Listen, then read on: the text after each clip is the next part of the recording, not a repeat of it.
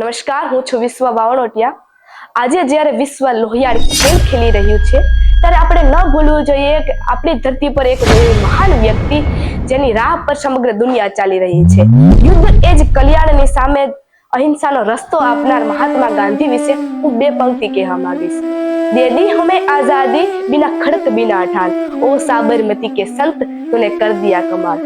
આ પંક્તિને અનુરૂપ જેનો આદર્શ જીવન જીવી અને અહિંસાનો શાંતિ મંત્ર આપ્યો છે, જેમણે સૌરાષ્ટ્રના પોરબંદરમાં જન્મ લઈ અને એક નવી જ વિચારોની ક્રાંતિને જન્મ આપ્યો છે, જે વસુધૈવ કુટુંબકમને સાર્થક કરે છે. એમના વિચારોમાં જનજીવનનું કલ્યાણ છે. સામાન્ય માણસથી લઈ અને વિશ્વના દરેક ખૂણામાં તેઓએ શાંતિ સ્થાપવાના પ્રયત્ન કર્યા છે. એવા મોહનદાસ કરમચંદ ગાંધીજીના કાર્યકાળ વિશે હું થોડુંક કહીશ. મોહનદાસ કરમચંદ ગાંધીનો જન્મ 2 ઓક્ટોબર 1869 પોરબંદર ખાતે થયો હતો. તેઓ ભારતીય વકીલ અને રાજ્ય નીતિશાસ્ત્રી હતા, જેઓએ બ્રિટિશ શાસનથી ભારતને આઝાદ કરાવ્યું હતું. તેમના પિતાનું નામ કરમચંદ ગાંધી હતું, માતાનું નામ કસ્તુરબા તથા તેમના પત્નીનું નામ પુતળીબાઈ હતું.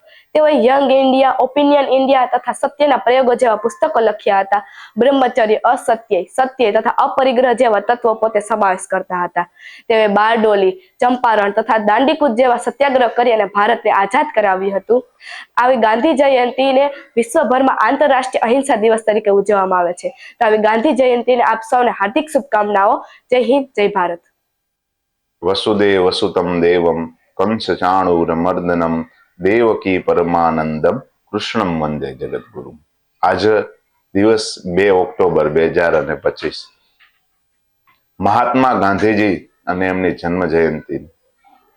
મોહનથી કરેલી શરૂઆત એ મહાત્મા સુધી પહોંચી છે. ત્યારે આજે હું તમને મહાત્મા ગાંધીજી પાસેથી સાદાઈના 2-3 જે આપણે શીખવું જોઈએ એવા ઉદાહરણ કહીશ.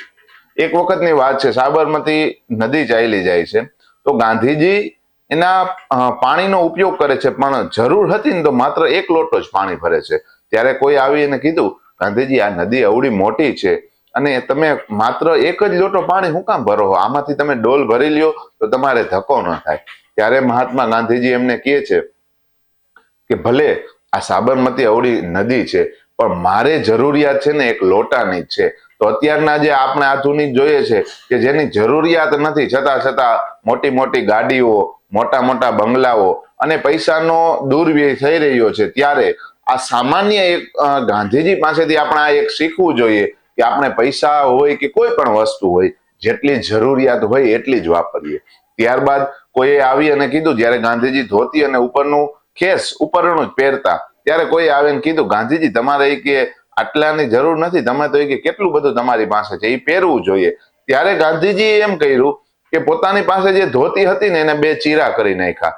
એક ધોતી પહેરી અને જે ઉપરનું હતું ને એ કાઢી અને ધોતીમાંથી જે ચીરી હતી અડધું કરી ચીરી અને પોતે ઓઢવા લાગ્યા. એટલે ગાંધીજી પાસેથી આપણે આ સરળતા, સાદગી શીખવી જોઈએ, કારણ કે મોહનથી લઈ મોહનદાસ કરમચંદ ગાંધીથી કરેલી એમની યાત્રા જ્યારે મહાત્મા સુધી પહોંચી છે અને જ્યારે મહાત્મા ગાંધીજી કહેવાના છે, તો આપણે પણ આ ખાસ જોવું જોઈએ અને આપણા જીવનમાં આજના દિવસે એ સંકલ્પ સાથે એવો વિચાર કરવો જોઈએ કે જેટલી વસ્તુની આપણે જરૂરિયાત છે, સાદગી અને સરળતાપૂર્વક આપણે જીવન જોવું જોઈએ.